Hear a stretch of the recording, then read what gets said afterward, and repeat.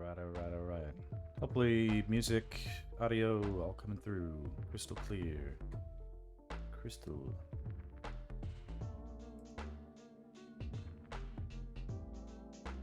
Let's pull up some Zelda. I'm fresh from the shower. Not working a day. Did chores, did some yoga. Made the kids food, that sort of thing. Do a quick stream. And then I will turn off my brain for many hours. Look at all this great art. It's like I got a plan. It's like you can see something starting to come together. Okay, I got a plan for today. The plan for today is the right now plan. What I'm seeing that needs to get addressed, I'll bring it into greater clarity momentarily. Okay, so that's the rough drawing of those spooters. Let's make a new iterative save. Fun little feature of Painter is the iterative save. It's nothing they've invented, but it is handy to just quickly click a button and then an entirely new file is created and saved instead of overwriting your previous file, and it's just a little bit more safe for when you've got a big project with a lot of stuff baked into it and you want to lessen your risk against file corruption, because that does happen. You can be doing a great job, doing the right thing, saving often, and then boom, one wrong save. Shitty errant high energy neutrino from Alpha Centauri with your computer's name on it comes, flips a bit, then the entire file is corrupted.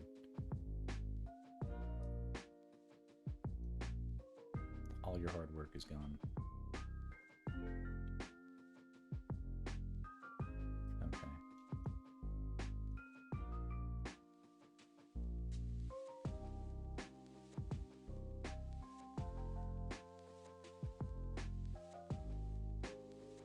Yeah, there's limits to how much I want to cheat it, but I do want to see if I can nudge this guy's face so it doesn't look so incredibly straight on. I've got a couple little trickies up my sleeve.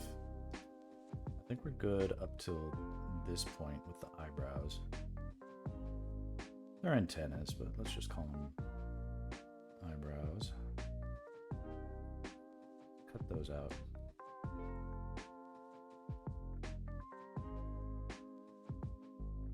They can be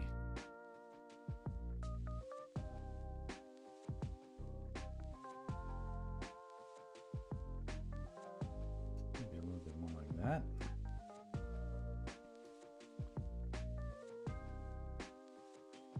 Hey there.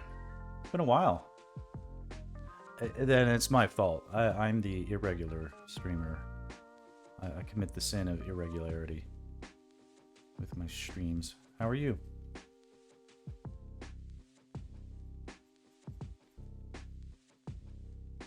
I'm trying to think if I should call you Uchi or Poppy, but I like Uchi better. Hey Faye, what's up?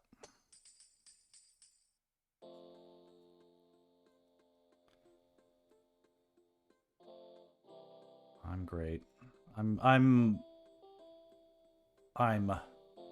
physically and emotionally doing pretty good. I will count my blessings. Work is slow this week. That's okay. That just means more streaming, right? So let's this is my new healthy habit, healthy pastime.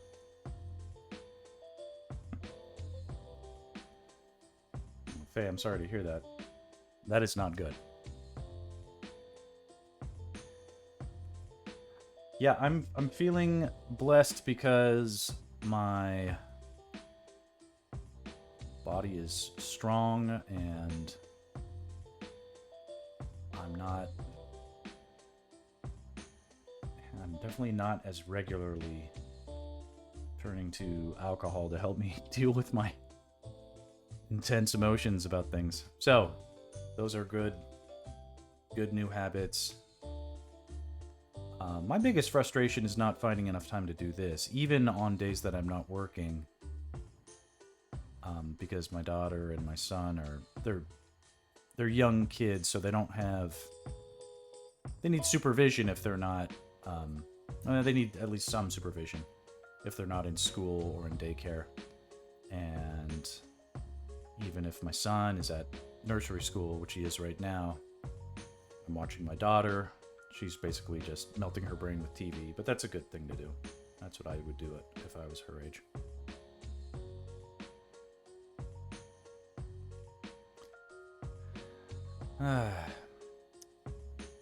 Faye, the first thing I talked about on this stream was how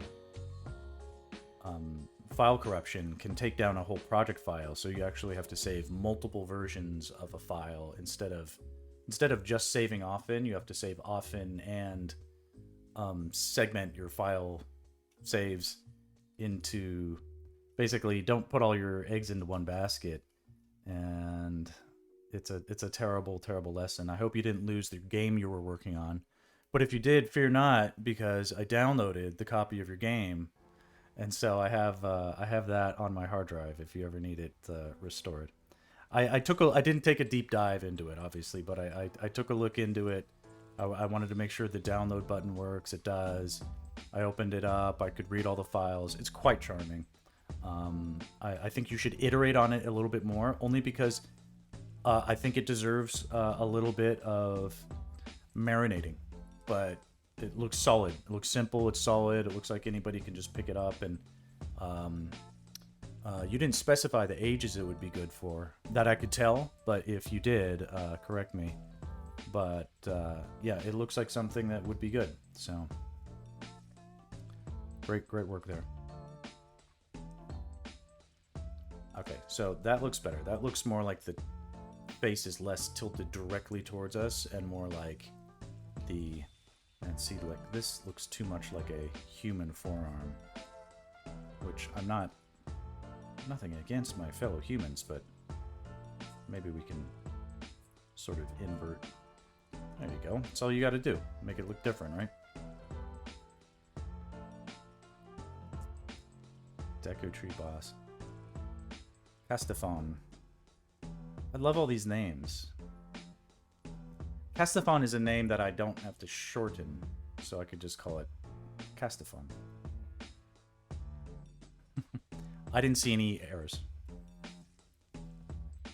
Okay, okay, so I'm gonna show you all something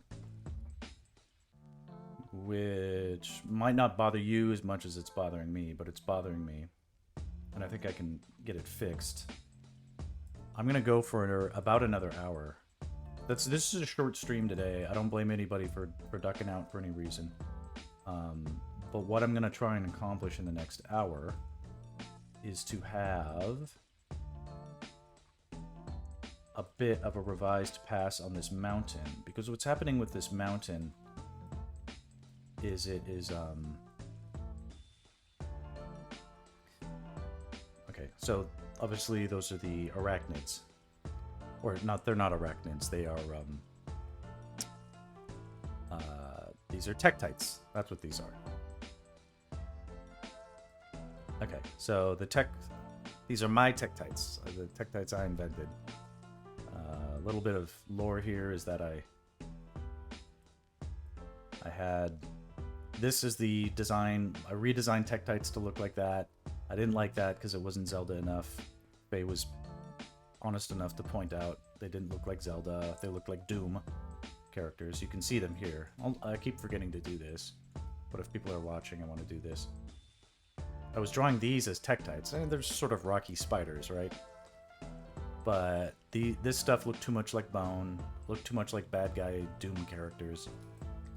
I sort of revised it, trying to get something that looked more Zelda-y here, which is very good, but it was lacking in some of the... Yeah, these are the... if you... Here, I'll quickly. Hold on. Not too... Like, this is design of the Tektite from Ocarina of Time, if I'm not mistaken. So you can see some similarities, some differences. I really wanted to make them my own, and that's what these are. And Castaphone, what I'm drawing is what I'm drawing right now is a series of images to put together a portfolio of Zelda fan art, ostensibly, but this is my subplot, my underlying goal is to do something to get like staffed on the Zelda movie. So you'll see here a bunch of cool Zelda images that I've done. I'm only pointing this out because you may be new to the chat, so there's lots of cool Zelda stuff going on here. And these are about halfway done. I got these about halfway done. I'm trying to sort of tackle this in group stages so that things don't... what happens with me is if I work on one drawing, I tend to get sucked in on things. And things move slowly, but if I move on a lot of drawings simultaneously, I'll go faster that way. All right. That's the background. What happened here is this Death Mountain. The scale of these details, you can see these sort of, the texture of this rock is almost identical here, where Link is touching it, as it is like right here, which is like hundreds and hundreds of meters up, to use an international term. So let's see here. So what can I do here? Well, what I have to do is essentially enlarge this texture and be decisive about it. That doesn't mean later on I don't add finer grain of texture within that texture. But yeah, the texture here in the foreground is too similar to the texture here in the deep background.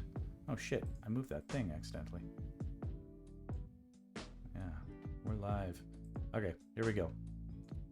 So I'm really gonna just mess around with the stuff that's kind of here close to camera. Like this whole section. You guys can't see my cursor when it's up there. Doing it here. This whole section of rock needs to get retexturized. I think I can do that quickly.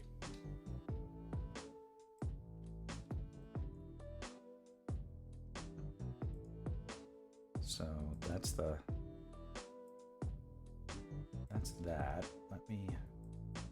I'm gonna put these Tektites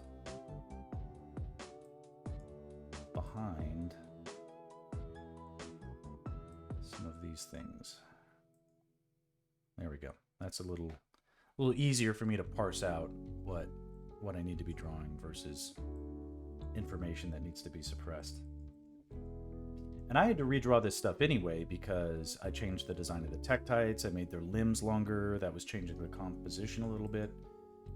So I'm going to keep a little bit of this as a sort of base that I can think about. But mostly I want to draw over it completely.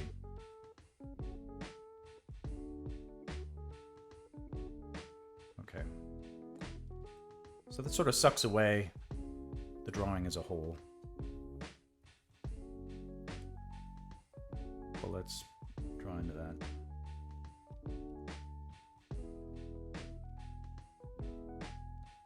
Okay. Feels good. Okay, this time I'm going to try and remember to draw loosely and lightly because that will feel better for me. I don't need to draw with dark, thick lines right off the bat. I can darken and thicken them later if I want to after the fact. I'm not looking at reference right now, though I wouldn't consider it any kind of cheating if I was. But just trying to use the power of my mind here to think about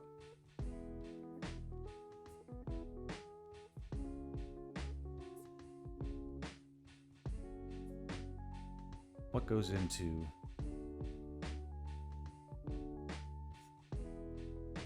a rocky texture. We need this stuff it has to look like Zelda stuff, right?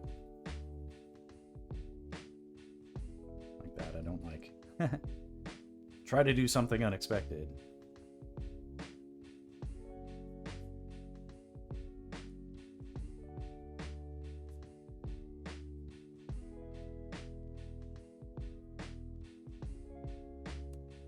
Kind of cool.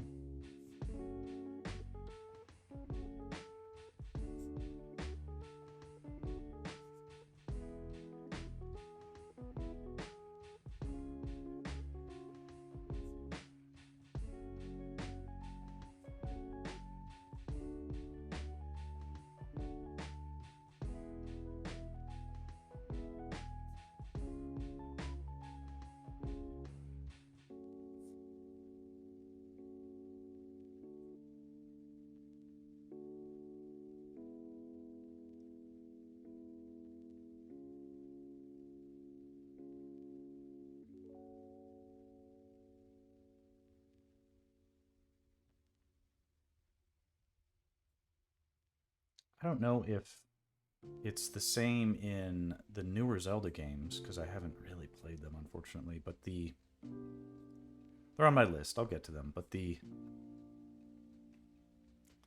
what Link is doing here right now, like scaling Death Mountain, like climbing up the side, it's not really what he tends to do, right?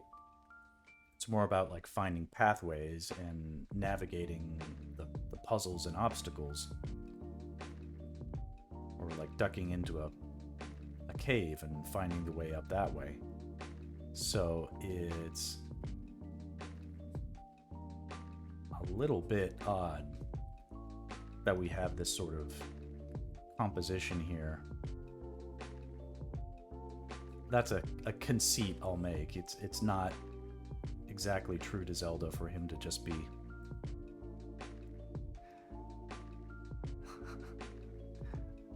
welcome back.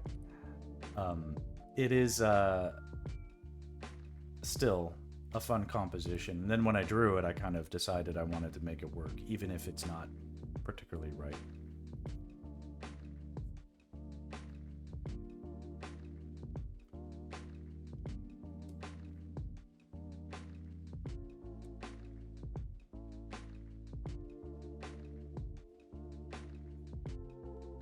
It's interesting how my day job has just not prepared me for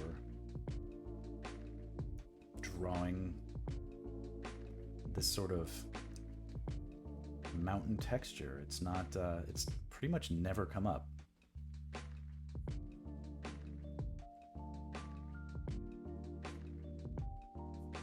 guess I've done a couple commercials where they depicted some mountaineers, but this is different. Those were like drawing Yosemite or something that looks like it's well practiced and welcoming for hikers, not the same thing as this. This is like Mount Doom.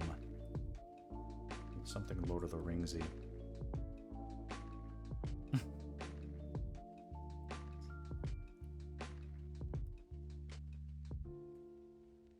All right, Faye, don't clog my chat full of crap just because I was nice to you. Let's keep it interesting, pertaining to the subjects at hand.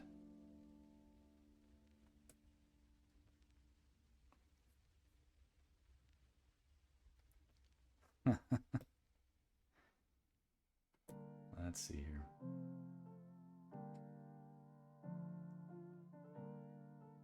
Okay, well that feels like a good start. No, don't like that.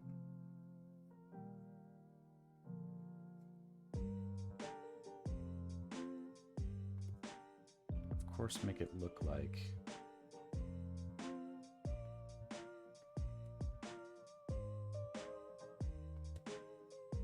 there are some rocks, rocky shards falling. So let's turn that off now.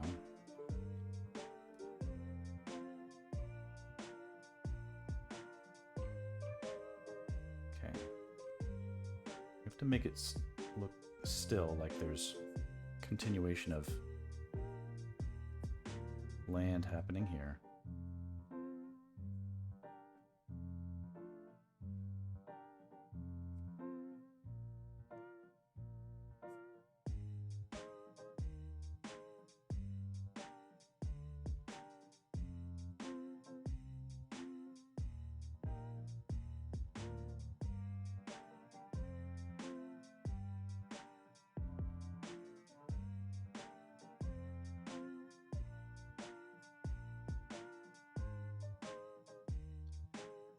When all the elements are needed to be stacked on top of each other like they are in these compositions, you have to overdraw stuff. You have to draw the thing and the thing behind the thing so that the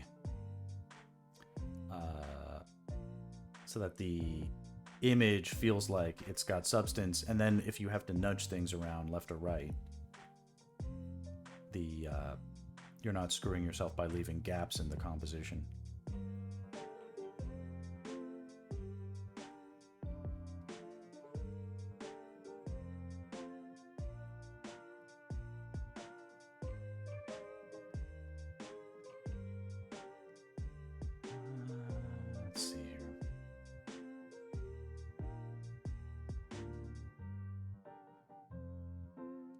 Now I'm remembering, yeah, the information here, it has to look like it is compressing towards the sides so that there's a sense of Z-space, like information wrapping in and out. So to make it look like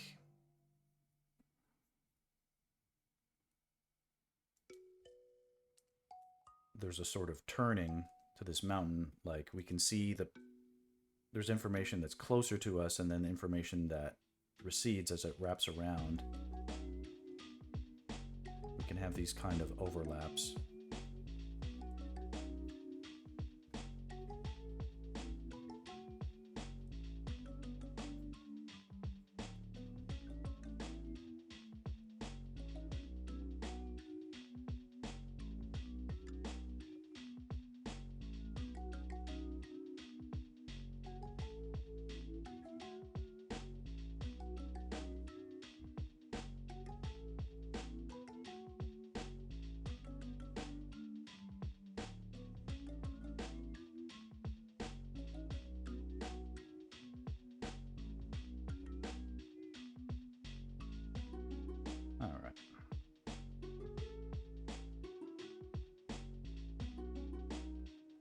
That's not good.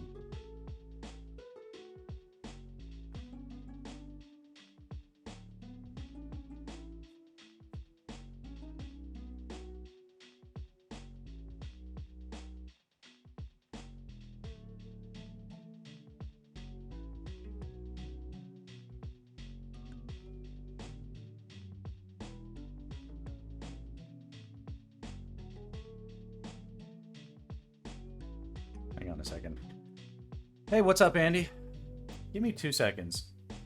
I thought I heard my daughters.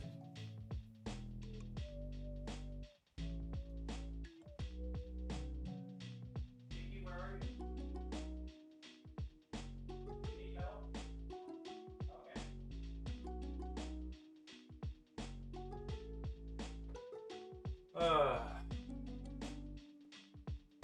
What's up, Andy? You working on anything cool?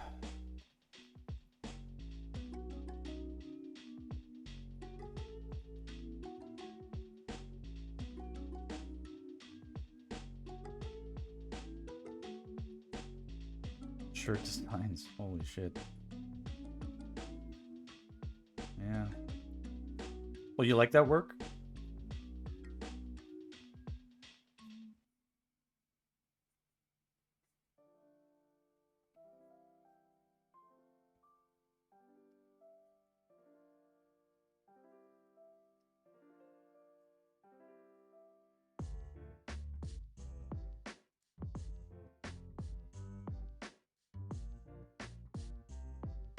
I got an inquiry about a gig that might come in later this week.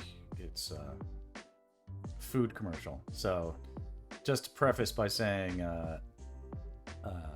I do all kinds of shit, not just cool projects. So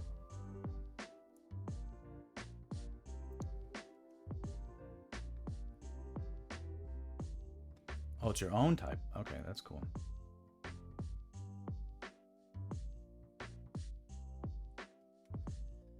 Faye, I'm gonna implore upon you to follow the tone of the conversation and not just distract everybody to draw attention to what you feel like talking about.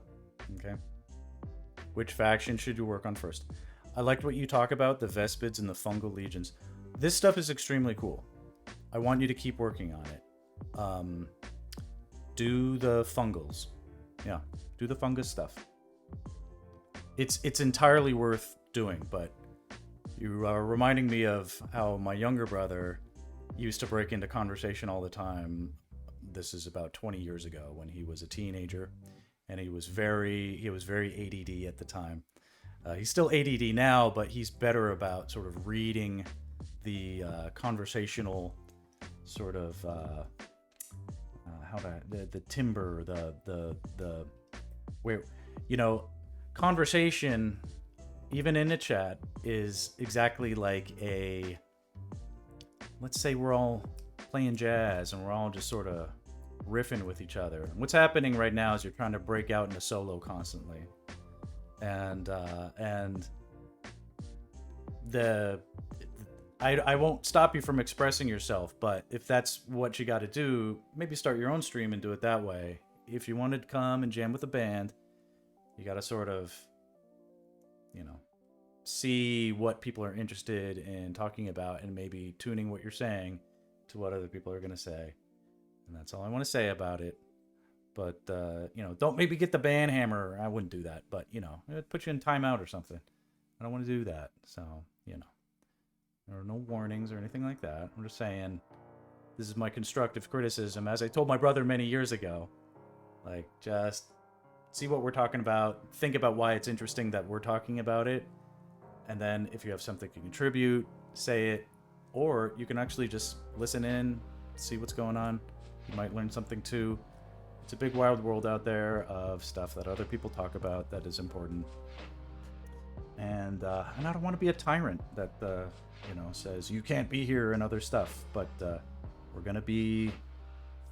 We're all going to learn together how artists and everybody who thinks differently can come together and have a productive conversation and or experience together.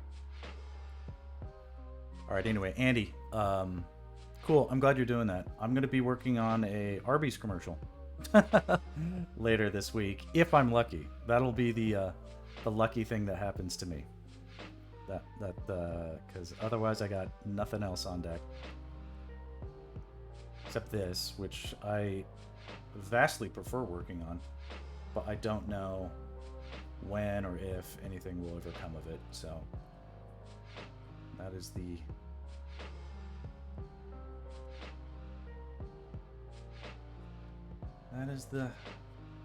the prospect for now.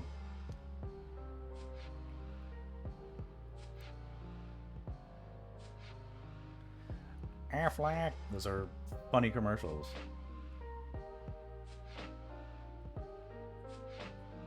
Do you do like what percentage of your work? Because I know we had our meeting the other day of the artists and stuff like that. We were talking, and you know, the union, non-union stuff, it always seems to be everybody's freaking topic of conversation. And just so you know, I was not in the union for most of my career, and I don't consider the union stuff to be anything that indicates anything as far as you know, what makes someone successful or not. So I'm genuinely curious. Do you do a lot of storyboarding work that like I know you're a storyboard artist, but the what percentage of it is that your business, and what other percentage would you say is other? Because I used to, for instance, get my gigs off of Craigslist, and from there, like, anybody would hire anybody to draw anything, and so I was drawing terrible t-shirt designs.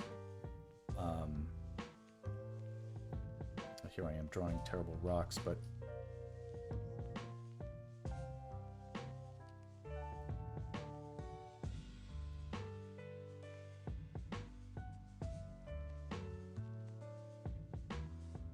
the mission thing was out of pocket. Yeah, well, I'm talking about that, but then, you know,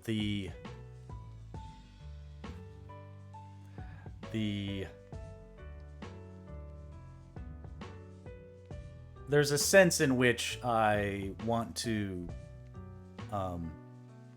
if I can, anchor this stuff, the stream topics and the things I talk about, to things that I'm more experted in.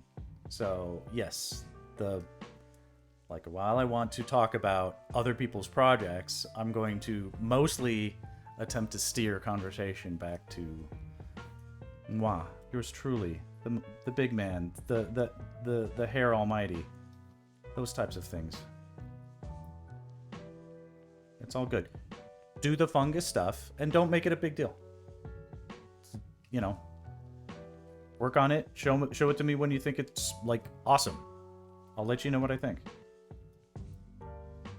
This is like an artistic stream. I want to know what artistic projects people are working on, but not just yours. And Andy bumped in, and because I'm trying to grow my stream, I want to talk to other people too. That's just it. Don't take it personally. All right. What's up, man? It's all right. Babe, behave yourself, because my bro's in the stream. This guy's like he's like a tyrant with that ban hammer. He's a moderator. No, he's a nice guy. But yeah. He's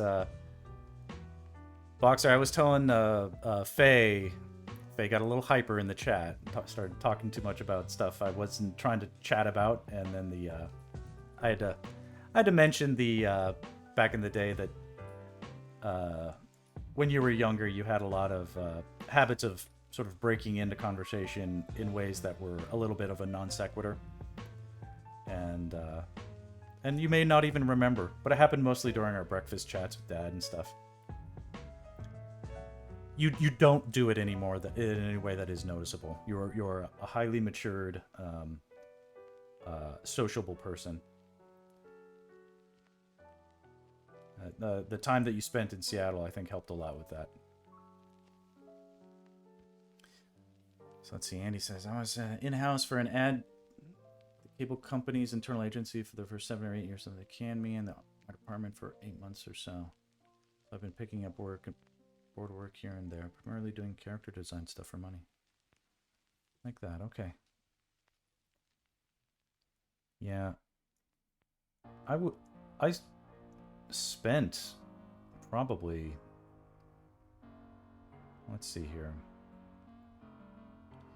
2004 I started my website and started putting out samples of my art on Craigslist and seeing what I could get just by sort of soliciting whatever interest I could from people who were posting want ads for artists on Craigslist. And that was an interesting time. Believe it or not, Craigslist, well, these days it's got to be all scammers. At the time, it was people earnestly trying to find artists and having no idea that like a place like DeviantArt existed. And some of these people were real producers or up-and-coming producers or real directors needing things for their projects, and I was able to connect onto a few projects thanks to just being on Craigslist.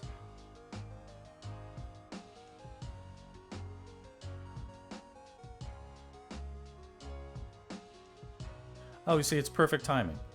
Yeah, Faye, your contributions are incredibly important. I want you to know that. But also, you know, see, I've got this. I want you to know I'm psychically tuned to the vibrations of the universe, and when I'm rubbed in my emotions the wrong way. I've just learned to trust that and be a little more honest with my things. So if it feels like I'm giving you feedback that you don't get often, it's because I'm amazing, and I need you to know that you know, you have to listen to me for your own good, and it will carry you far if you do. That's what this whole stream is. Pay attention, old Max. So, oh, okay. My brother having some tooth pain. Oh, you have a sinus infection? Damn, dude. Is it just in your teeth? It's not in your ears, is it?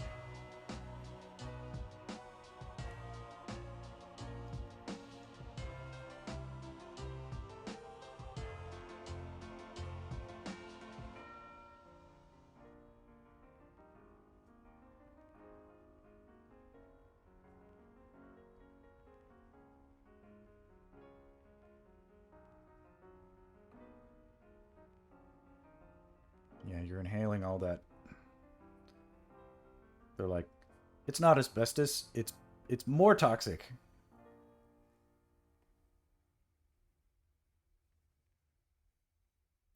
Andy, where are you located?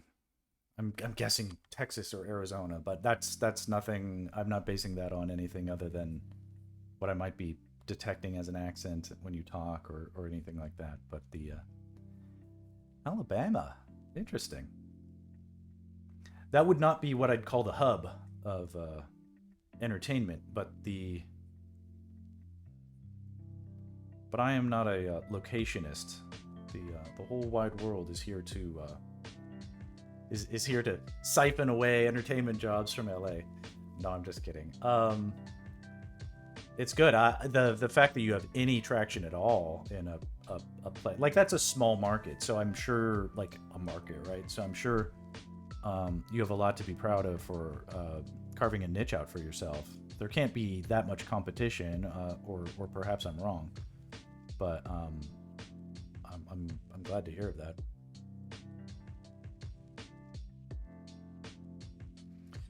Yeah, I'm not sure if my brother is as ignorant about location as I am, but I don't know if Alabama is near Georgia, but I think I might assume that it is. And if it is, maybe it's a... Yeah. Well, there are blessings, maybe, or big fish in a small pond, you know? 3-hour drive from Atlanta.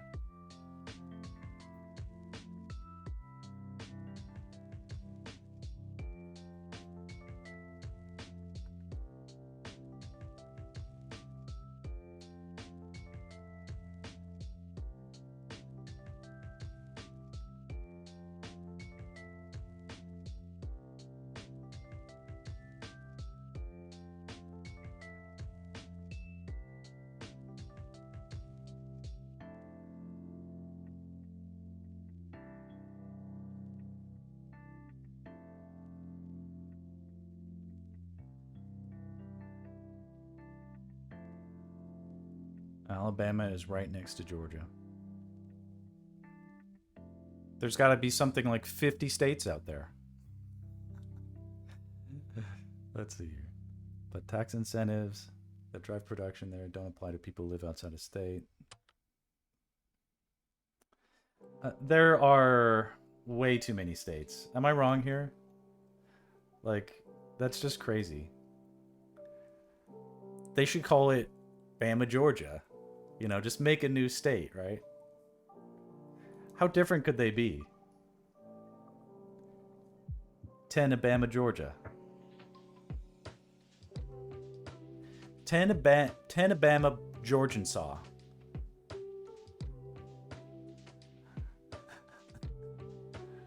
Bama, Georgian saw. This is yeah, exactly. Yeah. And what's the capital of Oklahoma? Right? This one I know.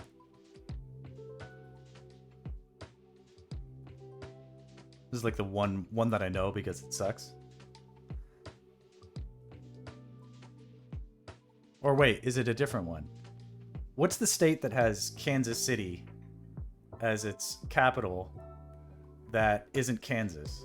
Because it isn't Kansas.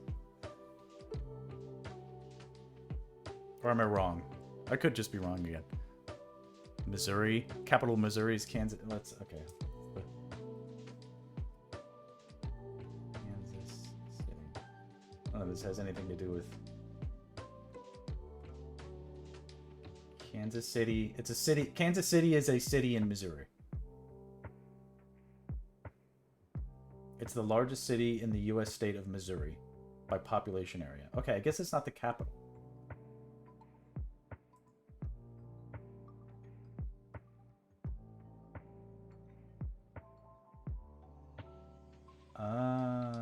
Kansas City, Kansas, and Kansas City, Missouri remain two separately incorporated cities, but together along with a number of other cities and suburbs as part of the Kansas City metropolitan area. So I guess they're sort of connected.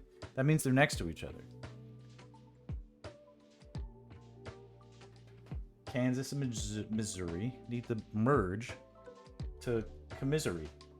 All right? Missouri. Yeah. Old man yells at cloud. All right. Well, Andy, what's your if you're taking the temp on the biz, what's your assessment? Are things super slow in your area? Are they picking up? Is it in LA, people are like looking around for funeral plots to invest in because everyone's being so super slow. Yeah. I'm trying to figure out what, like, a lot of the reason, like, I'm like bothering to be social and trying to do new things is because of the, downtime being what it is. I've never been used to it, and I've always been fairly busy. So this is something where it's like, okay, I have to do something. Your second storyboard job this year. Okay. All right. That sets a good parameter where I think I understand the scale and the scope of the industry, the work that you're in, where your likelihood of picking up storyboard gigs.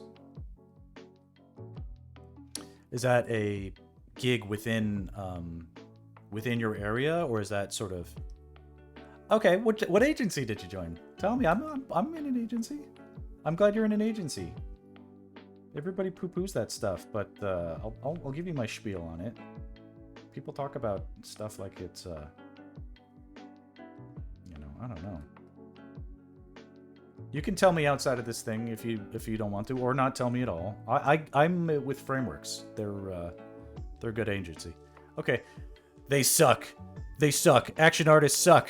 Are you ready to hear this feedback? They suck. They're taking advantage of you, man. What are you doing, man? Dude, what are you doing, dude? How could you sign with Action Artists? No, I'm kidding. I don't know anything about that. I'm just that's the rhetoric, right? Like, homie, whoa, dude. It's so silly. I hope they're good. One of the reasons I'm with Frameworks is they take a lower commission rate than other places, and they don't really hold everybody to the sort of exclusive, like, oh, you got to sign with us and all that. Like, I'm not signed with Frameworks. We just have a mutual understanding that after so many years they're my people. But that is the they're not super possessive about artists. They want artists to work exclusively with them, but they understand that it's not that big of a deal. For them, it doesn't have to be that big of a deal. That said, Frameworks, by reputation with other artists, like other artists love to talk shit about them. So your mileage may vary. You're not exclusive. Good. I mean, you shouldn't take any of that stuff that seriously anyway. But if you can, how old are you, Andy?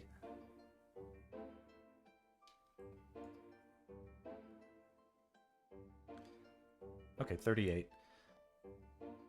I was with Frameworks for I was 24 when I started with Frameworks. So that was like 20 years ago. Well, not 20 years ago, but it was like 18 years ago, something like that. A long ass time. That's at this point, I'm like a lifer, and I can see that, like, there were advantages to being with them, but also disadvantage. Like they're not very well exposed to union connections. They're not like go-to for like union commercials. And that never mattered to me before, but now it kind of does. I'm sort of like, I don't feel like I'm missing out on union gigs that are getting passed on to other artists.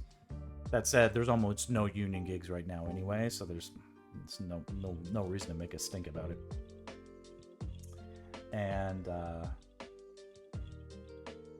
then what else? And yeah, I would encourage you, if you can get like a good feel, a good rapport with them, with whatever agency. But the reason I inquire, you were good. What I like about you, Andy, is you have a charming personality and also a business sense, and wanting to, you don't come across as I don't want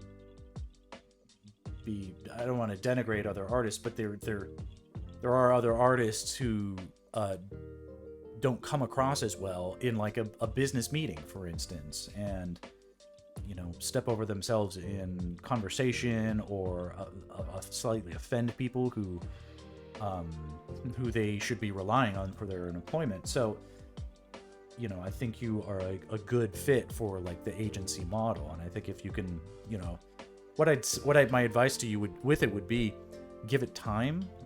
If you can just basically get a few good gigs under your belt, that's really all you need to get this stuff sort of perpetuated. Within about 2 years of me being with Frameworks, I was already making more money with them than I was outside of it. And that was enough to pay my bills. And after that, it snowballed into something where it's like, all I do now is storyboarding, and I don't think about what work I get outside of Frameworks, because it's just enough. And that's it. Just focused on doing my best, one job at a time. And then the whole job of hustling up more gigs, or worrying about what to charge, or worrying how to raise prices, that's just left up to another person. And the agent wants you to work because they get a commission, and they want to raise prices, but it has to be what the market will bear and what you're worth. So a little bit of that is ceding power to someone else to make that judgment call. But after a few times of proving yourself to be worth it, I'm sure it'll work out. Just do your best, and I know you'll do fine. So it'd be great.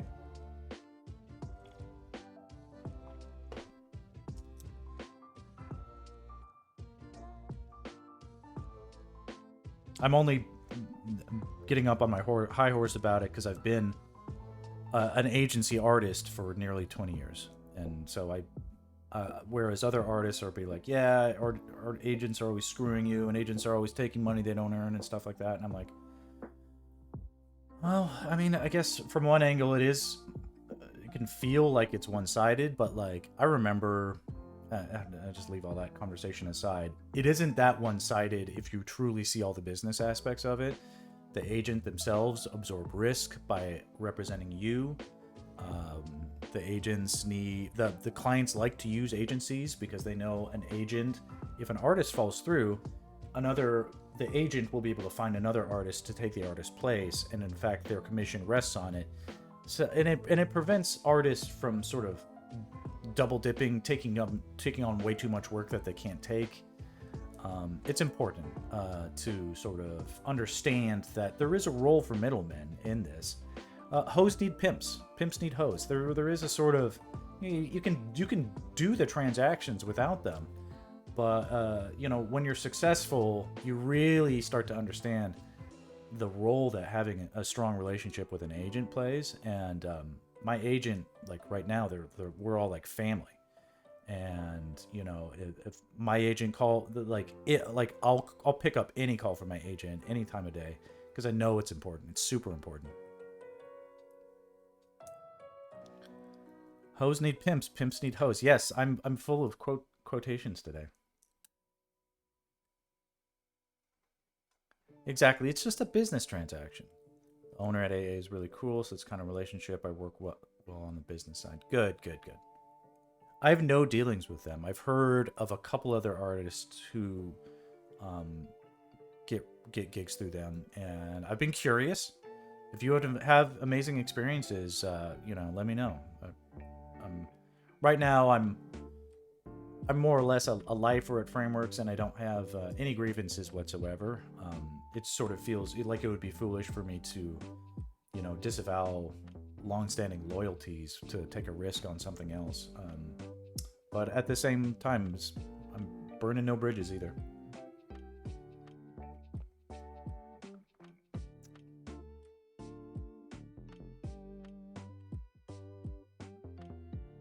Back in February.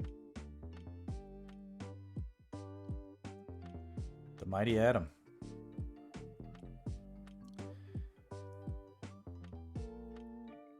Adam, are you in the Artist Only Network? I feel like there's a few Adams there that I might. Just trying to put a name to the name.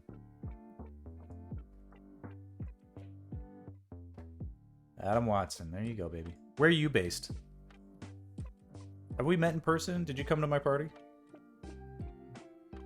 Seattle. Okay, I think we've had this discussion. I want to know where everybody is because I'm super protective about my turf, yo. Nah. But yeah, I'm like, is it only dead in LA and it's busy everywhere else? If it is, like, I want to know that.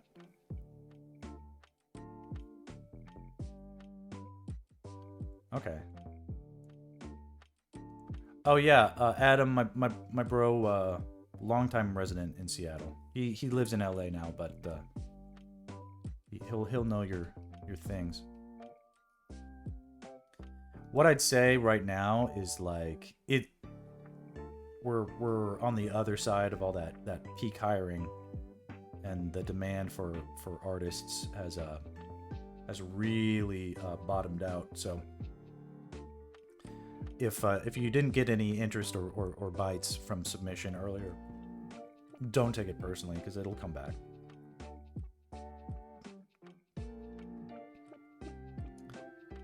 They're always going to need Aflac commercials and Arby's commercials.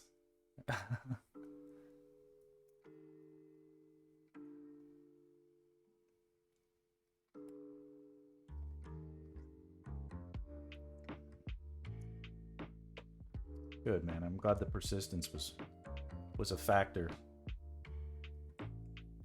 So my agency submission story is this: in 2004, I got dumped by my longtime girlfriend and was like, "What am I gonna do with myself?" And I was almost strictly doing the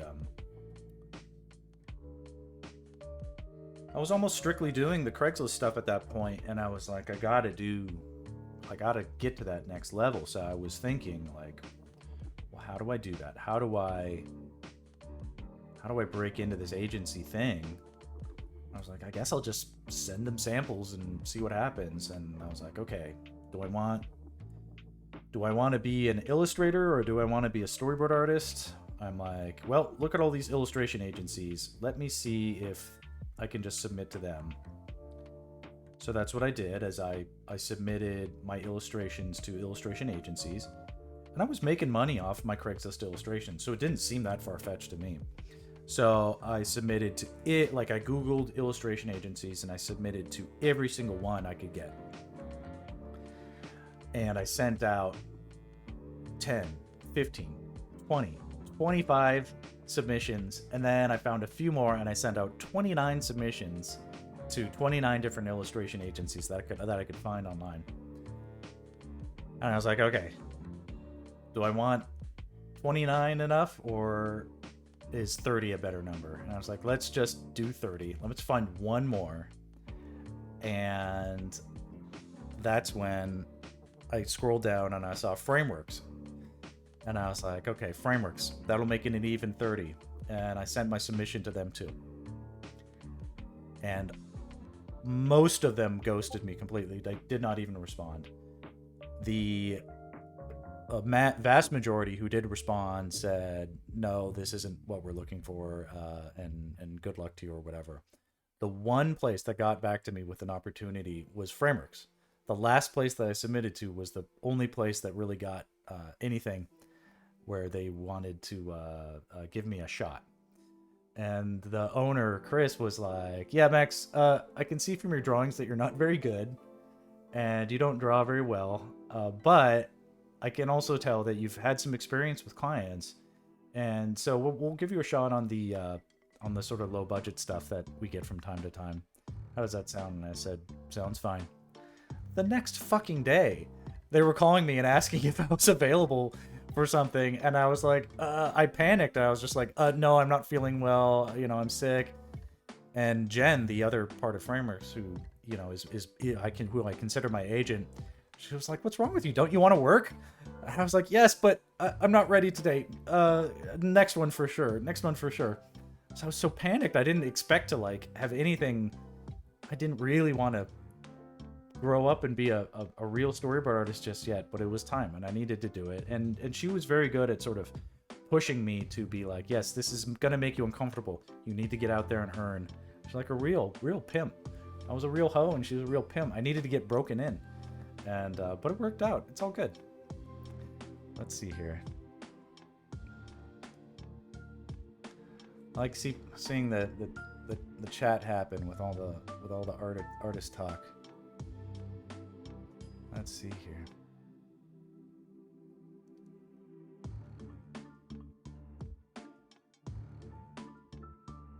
Tony Liberatore. I've never met the guy.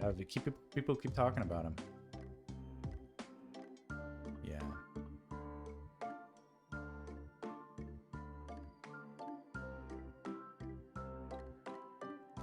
Definitely hit up the game stuff, but be conscientious. The game stuff is in a contraction as well. That said, when I came up in 2008, because I joined Frameworks in 2007, this was considered a really low point in the entertainment industry. And it was considered there was no work for anybody. That was the last time it was like this, when it was all the old hats, probably Tony will reflect on times back then. It'd be like, oh, 2008 was the worst or whatever. That doesn't mean that there's not opportunity. It's just those opportunities are a little bit more easy for it helps to be a smaller, nimbler entity sometimes, like an unestablished thing that isn't necessarily charging through the roof, where you can get your foot in and you can find those opportunities there, get those footholds. So it's a good strategy. 2008 was the last strike. Oh, interesting. They ruined Heroes. Oh, yeah. Exactly. But let me tell you something. Because here's what happened. Yes, you're correct. Let me tell you something, though. You listen to me. No, Papa Max is going to explore the what happened then. Yes, television was on strike. That meant, or writers were on strike. That meant television production got shut down. Well, you've got all these world-class cinematographers and composers and editors and crews sitting around twiddling their thumbs. Do you know what happened? They all went to go work in commercials. And so that was they either worked in reality, which was also good for them to do, and elevated the reality game. But 2008, that was the era when that was the last time that a Super Bowl commercial was as relevant as being a Super Bowl commercial. There was a separation that happened wherein the day-to-day commercials were very pedestrian, and previous to that, commercials were just, as they were by modern standards, just completely cheesy. All of a sudden, you've got like BMW films, like making their shit happen. The people are trying out these new, you've got these really again, like Spike Jonze starts making commercials again.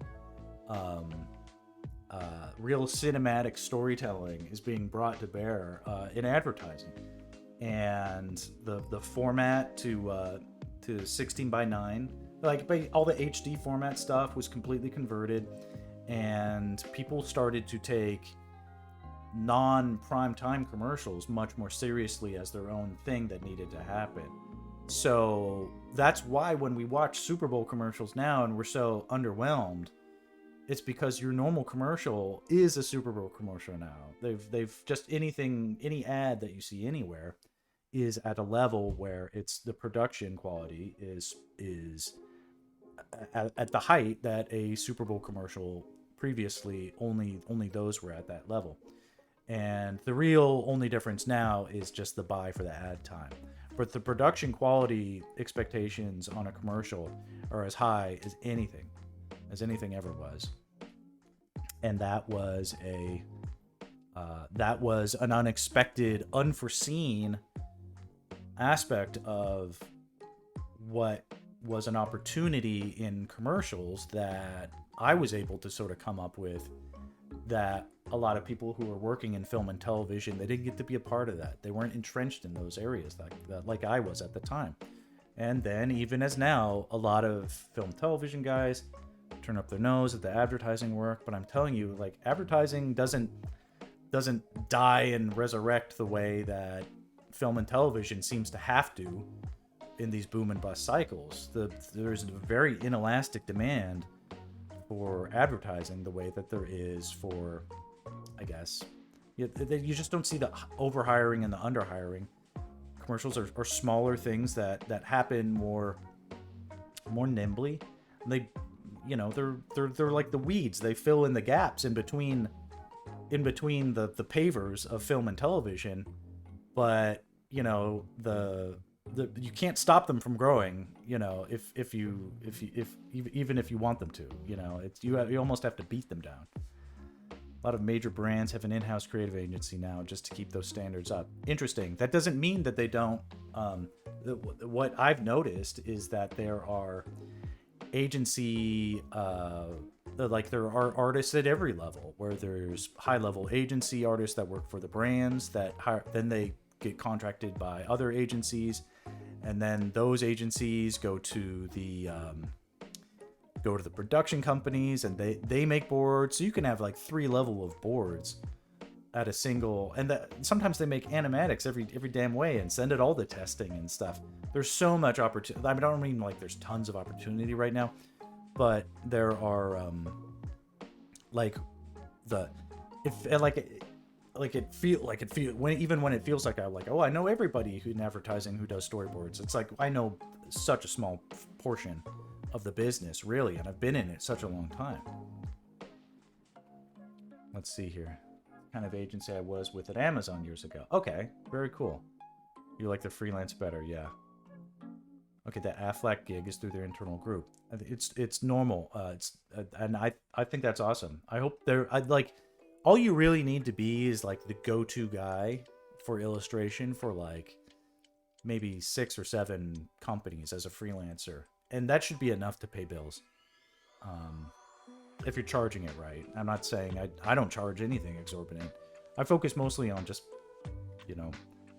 hire me today, make it a small gig. I try not to intimidate with like big invoices and stuff like that. Clients themselves will I try to do this. I try to get the client drunk on storyboards like they're at a bar. So and it's like, okay, first shots on the house a little bit, right? And then before you know it, they run up $1,000 bar tab. If you think, depending on the client, but you can think small and think cheap and actually rake in the dough that way. Really milk them, Especially if you've got like winning personality. I'm serious. It's like half the job is just being someone that people don't cringe when they have to pick up the phone and talk to you.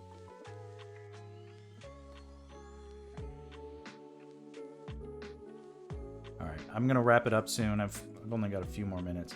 I think I did decently enough with this rock stuff. Um, I think I've spent most of the stream just ranting.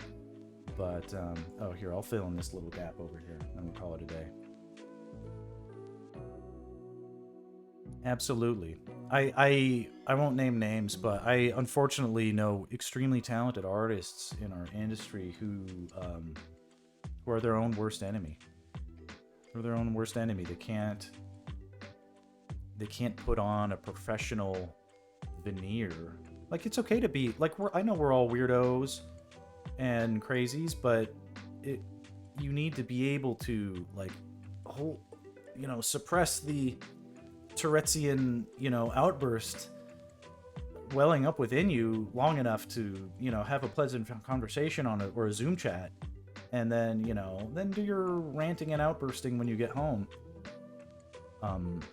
But if you can, show up anywhere, like, the bar is so low for artists. If you can, if you're not doing like on-site work, it's not maybe that big of a deal. But the bar for on-site work for artists, when I was doing that work about 7 years ago, it's like just showing up 20 minutes late and it's like you didn't even have to be sober. You just had to be present and like have your stuff with you, and that counted as like, oh, he's a good worker. You didn't have to get there early. You didn't have to finish it exactly on time. It was okay if it was just a little bit late or whatever like that. The bar was so low. It was if you couldn't thrive in those situations, it really was on you, and some guys just couldn't do it.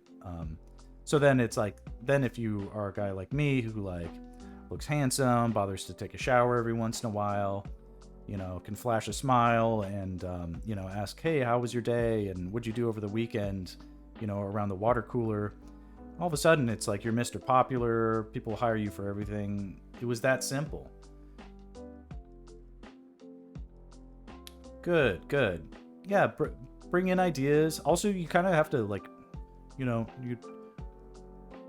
if you can assert yourself while still knowing your place, that's a good idea too. You don't want to step on the toes of the almighty creative directors and stuff like that, unless you have that rapport with them. Maybe you do, and that's good. But I always knew what to say and what not to say.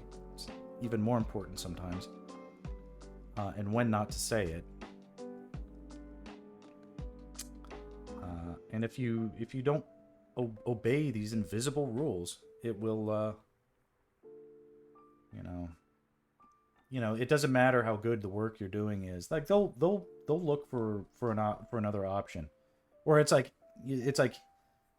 if you can be available and do good work and people like you, but you can't be available all the time, and other people will eventually.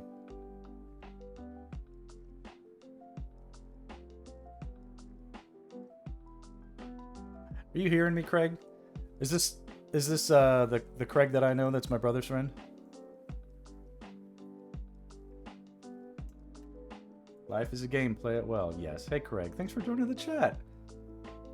Everybody, Craig's a non-visual artist, but very musically inclined and creative person. Yes. Anyway, I'm glad you agree with me. That's the most important rule of my stream, is to agree with old Maxi. I think I've spouted out my spouting, and I've had my spiel long enough. I appreciate the opportunities to vent and the camaraderie with it. Yeah, it's hard times out there right now. It just really is, and it's unfair because it's perpetuated on us as, we're low level creatives in this stuff. We're the people that actually have to draw stuff. That means we're at or near the bottom of the chain of screaming, right? So it can be thankless and difficult to be responsible for so much that's important and get basically none of the credit when it succeeds. It's sort of a poopy deal sometimes. But I do still attest, like when this comes back, when the work comes back a little more full swing, there are going to be good opportunities, and just be in a state of readiness for when those things come in. Andy, I'm really happy to hear you've got the. So is the Aflac gig a done deal, or is it or is that TBD? Like, I'm holding for an Arby's gig Thursday, Friday, but they haven't even booked me yet. So for me, that's still a little bit of like, a little tension there. But anyway, I hope it is a. I wouldn't call this the workbench, but this is the drawing table for sure.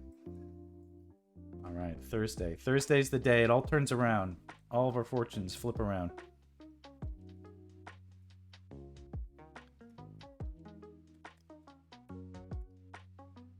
Yeah, that'll be the thing.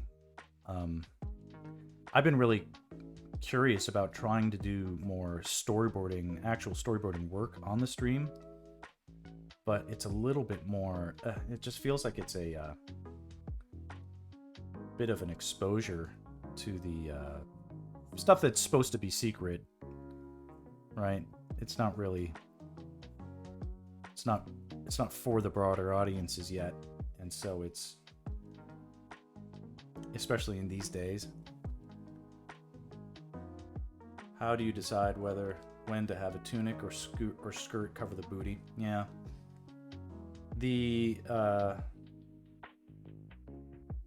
It's a tunic. It's a tunic. Let's call it a tunic.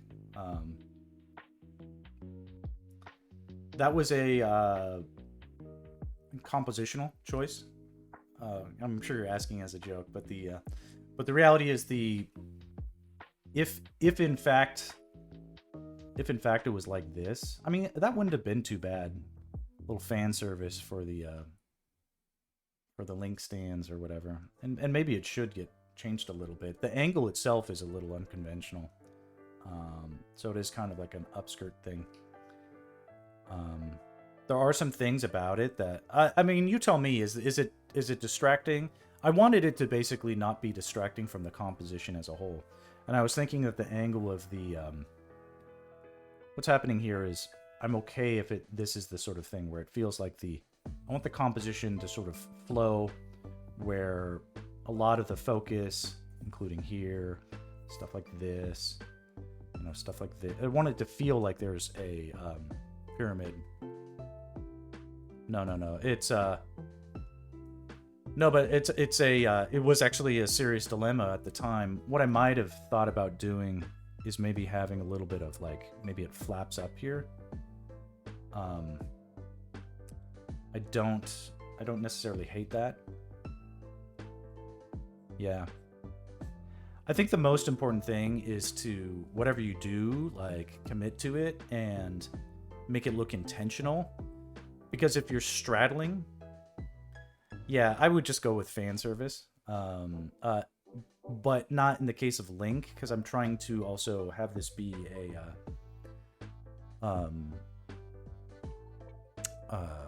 sort of like a presentable portfolio piece where I'd want it taken seriously if Nintendo ever saw it.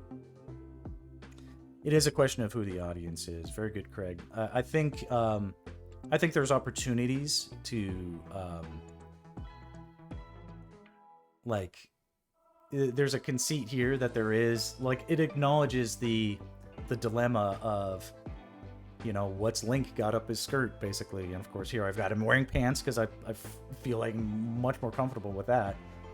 But yeah, there could be detractors in the controversy there.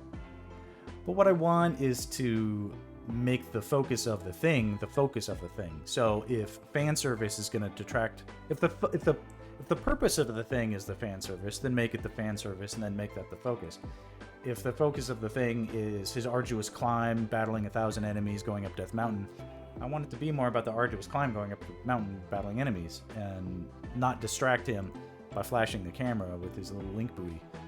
So I had to suppress, my baser instincts to appeal to fan service. So this just feels, in a way, and in the final image, it'll be even less noticeable. So yeah, you got to control their brains, control their minds, and have it all. Don't give them any choice in the matter. Make them love it for the reasons that they love it, that you want them to love it, and not a bunch of opportunities to nitpick other stuff. Let me see here. There we go. Okay, so it's a big mess of information right now because I don't have all my fills in place. Okay, here's what's gonna happen. I gotta dash and get my kid from preschool. Later tonight, I'm gonna be on a magical elixir of, let's just call them powerful narcotics that will render me stupefied, and I won't be able to draw. What I will be able to do is color this stuff in with some fill layers, which is mindless work. So if you or anybody wants to come back and watch me, if you want to watch my pupils shrink to the size of pinpricks and me babble nonsensically, come back later tonight. It'll be a jolly old time, and we'll make more progress on this. And before you know it, it'll look like one of these, and then we'll be halfway done on that one. And then a little more to go here. But yeah, we're getting our first dozen well on our way. And yeah, this has been fun. Okay, guys, I'm gonna bid you a adieu, farewell, and all right, very good. Peace out. I'm gonna out myself with the little out button. I'm fading.